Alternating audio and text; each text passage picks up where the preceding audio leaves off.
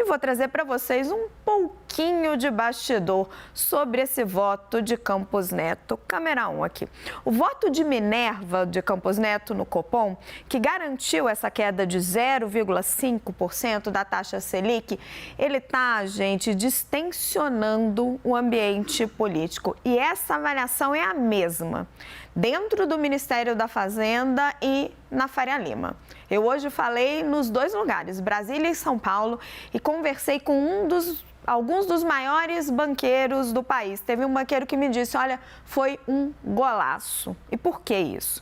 Porque havia espaço técnico, foi um voto técnico, você tem indicadores recentes que apontavam deflação e, ao mesmo tempo, abafou o conflito político provocado pelo presidente Lula e pela esquerda do PT.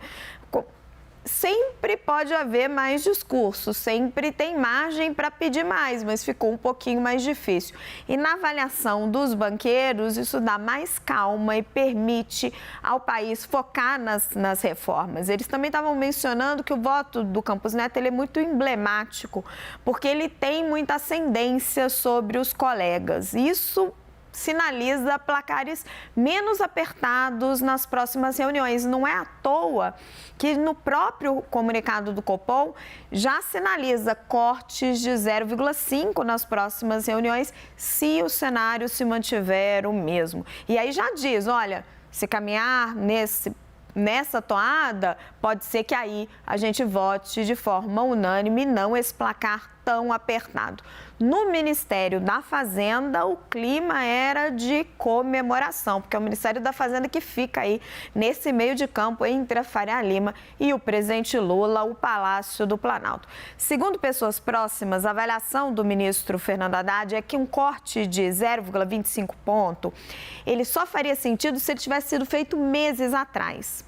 Se o ciclo de queda de juros tivesse começado antes. Hoje, os dados de inflação baixa e de queda de arrecadação que estão preocupando muito o ministro, porque dificultam as contas não só do governo federal, como dos estados, mostravam que havia espaço para uma queda de meio ponto na perspectiva do ministro Haddad. Na coletiva de imprensa ontem, ele disse que vai prosseguir com as reformas para manter um clima de otimismo no país. E aí eu fui apurar quais são elas.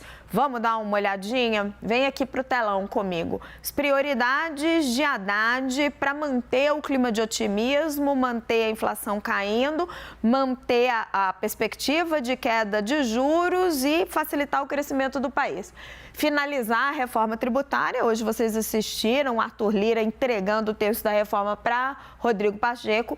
Aprovar o marco fiscal. Está um imbróglio ali na Câmara, é preciso resolver isso daí, voltou do Senado para a Câmara, atingir o déficit zero no ano que vem, isso aqui está bem difícil, o mercado ainda está com dúvida, o ministro precisa passar uma série de medidas, fazer a reforma do imposto de renda, prometida por Lula, e aí para financiar tem que taxar os mais ricos, vai ser uma briga no Congresso Nacional, e aprovar dois marcos de regulação importantes, o marco das garantias e o marco de resseguros. Então, olha, tá com a agenda cheia o ministro da Fazenda e bastante luta no Congresso Nacional nos próximos meses.